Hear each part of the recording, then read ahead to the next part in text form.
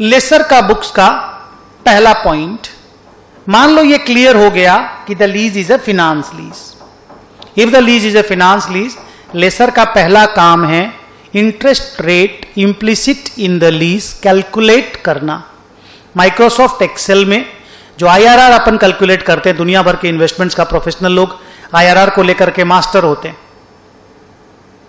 कि इसका आईआरआर कितना, उस इन्वेस्टमेंट में आईआरआर कितना, वहां आईआरआर कितना बैठ रहा, दे नो इट। तो लेसर आईआरआर कैलकुलेट करेगा। क्या क्या चीज के बीच का IRR? The answer is lease rent, जो लेसी लेसर को लीज रेंट देगा, प्लस रेसिजुअल वैल्यू। रेसिजुअल वैल्यू में भी एक तो कॉन्सेप्ट आएगा गारंटीड और अनगारंटीड रेसिजुअल वैल्यू, थोड़ी देर के बाद मैं उसको भी ब्रेकअप करके बताऊंगा। पर मान लो टोटल रेसिजुअल वैल्यू जो लेसर को मिलने वाला है और लीज रेंट, अभी बता देता हूं मैं गारंटीड अनगारंटीड रेसिजुअल वैल्यू का बात, अच्छा रहेगा। अब रेसिजुअल वैल्यू का मतलब क्या हुआ? स्क्रैप। लीज रेंट का मतलब क्या हुआ? लेसी जो एनुअल रेंट पेमेंट करेगा या मंथली रेंट पेमेंट करेगा वो लीज रेंट है। कई बार क्या होता है, मतलब 1 in 100 एग्रीमेंट्स, 99 एग्रीमेंट्स में ये बात नहीं होती, पर एक एग्रीमेंट में भी अगर होती है तो I should inform you about that. कई बार क्या होता है कि मान लो असेट का रेसिजुअल वैल्यू है, मान लो 50,000 रुपया,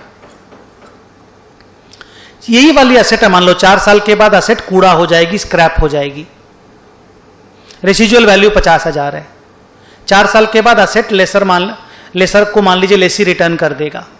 से लेसी ने लेसर को बोला सर 4 साल के बाद अगर आप इस असेट को अच्छे दाम में नहीं बेच पाते हो तो हम आपको 10,000 रुपया का गारंटी दे रहे हैं, गारंटी कि हम आपसे 10,000 रुपया में एसेट खरीद लेंगे। If you are unable to sell the asset at your desired valuation, अगर आप 10,000 से भी कम में बेच रहे हो तो मेरे पास आना, हम 10,000 में इस एसेट को खरीद लेंगे। This 10,000 rupees is called guaranteed residual value. ज्यादातर केसेस में लेसी गारंटी देता नहीं है। Why he will give guarantee? अगर असेट का मार्केट प्राइस 1,000 हो गया, मान लो शुरू में हमने सोचा था कि 40 में 50 में असेट बिक जाएगी, पर 4 साल के बाद अगर 200 रुपया हो गया तो लेसी क्यों गारंटी देगा 10,000 का भी? इसलिए मैंने आपको बोला कि 1 in 100 या रादर 1 in 1000 केसेस में कभी कभी गारंटीड रेसिजुअल वैल्यू होता है, otherwise in all the leases entire residual value is unguaranteed residual value. तो मान लो लेसर को लगता है कि 50,000 में ये 4 साल के बाद असेट बिक जाएगी, उसमें लेसी ने गारंटी दिया 10,000 का, तो लेसर बोलेगा okay my unguaranteed residual value is 40,000। Residual value is in any case 50,000।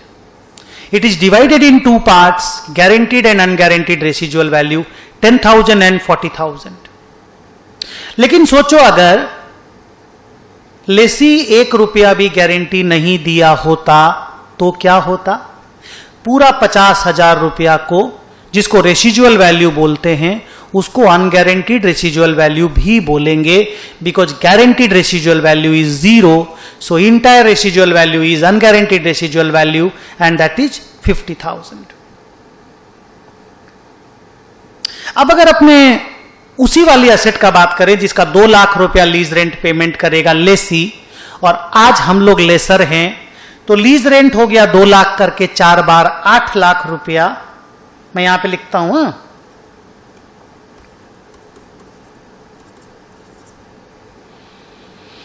और रेसिजुअल वैल्यू हो गया 50,000 रुपया। तो what lessor is expecting from the asset is 8 lakh from the rent and 50,000 from the residual value. And I am telling you कि अगर ऐसा होता है, अगर गारंटीड रेसिजुअल वैल्यू क्वेश्चन में होता है, डिस्कशन में होता है, आपके प्रैक्टिकल केस में होता है, तो लेसी, प्लीज रिमेंबर, ध्यान से सुनना, लेसी जब अपना लीज लायबिलिटी निकालेगा तो वो जो 2 लाख करके 4 बार का पीवी निकाला था ना, 8 लाख रुपए का पीवी निकाला था ना, तभी तो 633,980 आया था। वो 8,10,000 का निकालेगा, बिकॉज लीज पेमेंट 8 लाख नहीं होगा in that case. In that case lease payment will be 8,10,000। 2 lakh into 4 plus 10,000, उसके हिसाब से लीज लाइबिलिटी वो निकालेगा।